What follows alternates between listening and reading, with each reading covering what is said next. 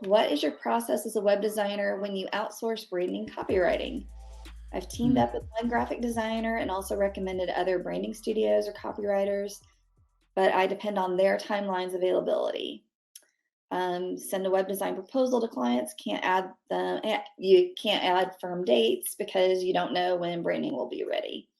Um, how involved you are in the branding part. Are you attending the Zoom calls with the graphic designer? Suzanne, there are a lot of different ways to handle this too. Well, Yeah, lots of different ways. you wanna kick? Um, yeah, the way we've done this in the past is we're pretty heavily involved. A lot of it depends on how we're invoicing. If we are invoicing our client for our contractor, we're on every single one of those calls. We're between all the emails. We're at least CC'd on the emails. We're essentially being part of what we're charging is to manage that project, and so we want to be on all those calls. Um, but finding the right people to do it with and understanding their pricing, I think for us, that's only that just comes down to relationships. Like finding a designer that you really like that you want to work with, knowing his or her process, knowing his or her pricing, finding a graphic designer, finding a web developer. You just got to build relationships with these people and figure out what it is that they do, because when you're in that quote phase, when you're talking with the client trying to figure out what they need, you do kind of need to move quickly. It is hard to pause that and then go ask your contractor how much it'll be and get them up to date with the what's current on the scope, and then getting that. So you really got to build relationships with your contractors to understand how they like to work, and then add some padding in as you're pricing it out, so you know you're not going to lose money on the project. But that's what we do. We're in the middle of all those calls and conversations. That's such a good point, about adding padding to the pricing Yeah. because you're managing the project, and also about understanding the process of the person that you're outsourcing to. So, Yeah. I've done it a few different ways. So, with a copyright, I had a wonderful copywriter that I worked with, and it's not a service that I currently offer because I don't have a copywriter that I'm working with at the moment. But when I was working with a copywriter, I actually handed off that part of the project ahead of time, and it was not even I didn't manage it. So I rolled the cost into what I was billing, but the copywriter I trusted enough, and also I'm not a copywriter, so I mean I Right. would not be of much help there. So she would set up calls with the client. He would know that she was part of my team, the copywriter on my team, and she had a very specific process. So I knew Mm. exactly what she was doing on the call. She would record them if I had questions. She had a call with me before each call with the client. I could have been on those calls if I wanted, but like I said, copywriting is not my specialty. So for me, I felt Right. okay just having her lead. But again, her processes were very tight. Her deliverables were exact. Everyone knew what was coming, going in and coming out of that process.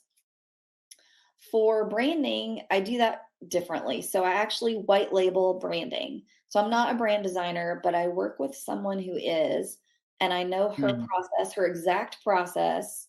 I know her exact pricing, her white label pricing, but she's not involved with the client at all. So the client only sees me. I talk about the brand developer on my team, but they never meet the brand person. Yeah. They're never on calls with her, but we have a system so that I'm asking all the right questions in the brief. I'm asking for a vision board. I'm very specific about what I'm looking for that I can hand off to that brand designer, and then she creates the brand. Now, the question about timelines is a tough one, because like it sounds like me, you actually book a website build period.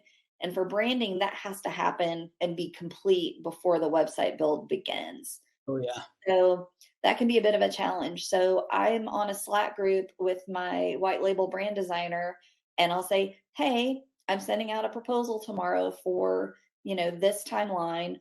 Are you available? What's your window of availability? And has your pricing changed?" And she'll get back to me within a day. And that way I can send out the proposal knowing exactly when the branding would happen if they sign off. And then as soon as they sign off, and I give them 2 weeks. So the brand designer knows within 2 weeks, she'll know if this is going to be on her calendar or not. So Mhm. proposal expires in 2 weeks. So within 2 weeks, we know if they've accepted, if they want to do the branding. And so my process has been different for different parts. I feel like right now the white label branding works really well.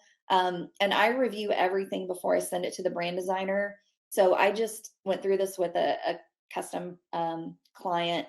They filled out the brand brief and I went through it and I'm like, this is not exactly what we need. So I asked some clarifying questions. And so we'll have the answers to those before I hand it off to the brand designer. So I'm doing some of the work there. So obviously I charge more than what the brand designer is charging me for her time, because Yeah. I'm managing everything. And I'm also, if anything goes south, I'm the one who has to pick up the pieces. So there's some liability Yeah. there too. Your reputation, right. Yeah, Yeah, exactly. you gotta have that padding in there. And also, I like that. I think that's really good advice for people who might not want to build or be managers of big projects. They might just wanna focus on branding, or they might just wanna focus on development or Mhm. design or something. So get a really tight package. Think about what someone like Christy would need to be able to sell your services to Mhm. someone else. Get a really tight package that she could just put together and pitch to a client. Yeah, so the brand designer that I work with has a very specific process. So I know exactly when I hand her things, what the turnaround will be for the first round. I know what I'm getting in that first round. Then I know Mhm. how to talk to the clients about that. She actually has swipe files. So, if Oh, good. like here's how to ask for feedback from your clients on brand things. So she's providing a lot of Oh, information wow. for me to be able to That's handle and great. manage the project well. That's great. And she doesn't Yeah, have she's to on deal with top of me, it. so she's happy.